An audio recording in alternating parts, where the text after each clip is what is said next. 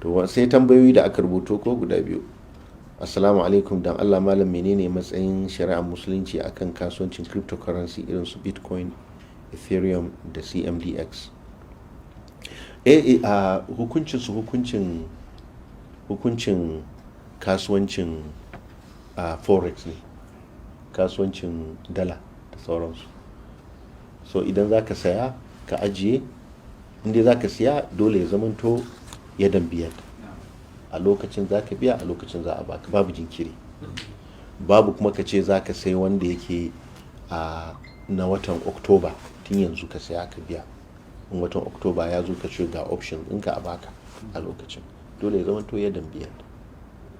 Sannan kuma babu leverage, babu wani ya rinka baka bashi ka rinka sayan fiye da abin da yake ainihin na kudinka kana bashi kamasho, domin wannan kamashin da zaka bashi riba ne, domin wannan leverage da ya baka a matsayin bashi ne.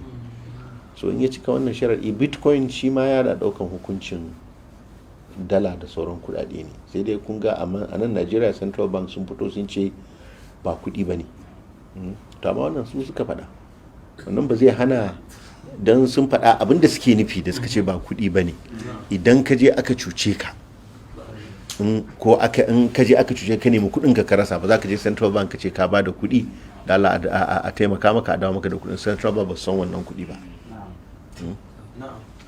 Amma wannan ai ba zai hana ya zamanto wanda suka san shi kudi kuma wanda suke karban sa sai amfani da shi ba. Akwai mutane da dama da suke karban bitcoin, suke kasuwanci da shi, legal tender ne a wajen waɗansu da dama.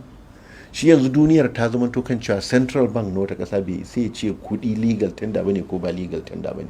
Wannan ɗaya daga cikin abin da malamai suka ce bitcoin ba kudi bane, kuma suka fada, waɗansu malamai da suka fada nan cewa wai ba abin da yasa suka ce bitcoin ba kudi bane, bai halatta ai kuma dauke shi a matsayin kudi ba, saboda saboda hukuma ba ta yadda cewa kudi bane.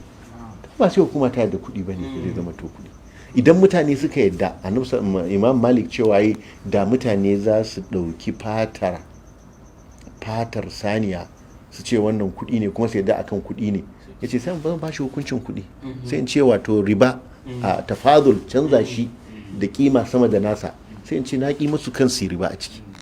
Kaga yace da mutane sun yi wannan, bai ce sai in sultan ya buga masa ba. So da haka sharadin kudi ba sai da bugun sultan ba. Abinda ake bukata kawai fikar mutane su aminta kan cewa wannan kudi ne mai kima. To kamfanuka da yawa suna karban sa, mutane da dama suna mu'amala da shi, mutane za su ce in za ka biya su da bitcoin.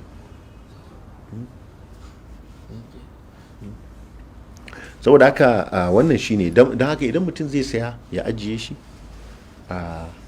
kuma hanyar kasuwancin ya kubuta daga abinda shari'a ba ta yadda da shi ba, kamar irin su network marketing, hanyar da za a yi ponzi scheme, in ya kubuta daga wannan ya halatta.